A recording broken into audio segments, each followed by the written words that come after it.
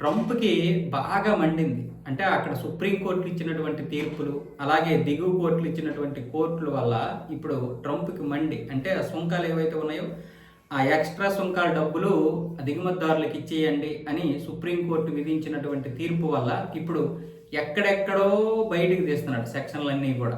దానివల్ల భారత్ మీద మళ్ళీ విరుచుకుపడే ప్రయత్నాలు చేస్తున్నాడు.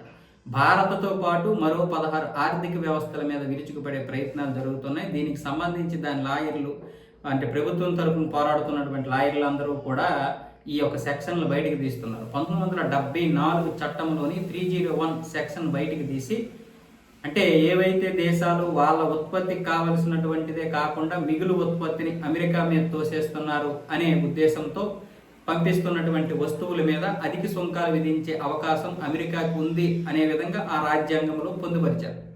అందుకే ఆ సెక్షన్ బయటికి తీసి వీళ్ళు ఇప్పుడు ఏం చెప్తారు, చైనా, భారత్, జపాన్, థాయిలాండ్ ఇలాంటి దేశాలన్నీ కూడా వాళ్ళకి కావలసినటువంటి ఉత్పత్తిని కాకుండా అధిక ఉత్పత్తిని అక్కడ ఉత్పత్తి చేసి ఆ ఉత్పత్తిని అమెరికా దేశం మీద తోసేస్తున్నారు అనే ఒక కారణం చూపి ఇప్పుడు ఈ దేశాలన్నింటి మీద సుంకాలు అయితే విధించడానికి సిద్ధపడుతున్నాడు. అందులో ఏ ఏ దేశాలు ఉన్నాయంటే China, European union, Mexico, Bharat, Japan, దక్షిణ కొరియా, తైవాన్.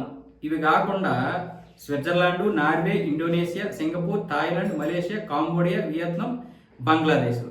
మళ్ళీ పాకిస్తాన్ లేదు ఇక్కడ. ఈ దేశాలన్నింటి మీద కూడా ఇప్పుడు సుంకాలు విధించడానికి ప్రయత్నాలు జరుగుతున్నాయి. ఇంత మిడిల్ ఈస్ట్లో తగలబడిపోతున్నా కూడా అక్కడ వాళ్ళ పని వాళ్ళు చేసుకుంటూ పోతున్నారు.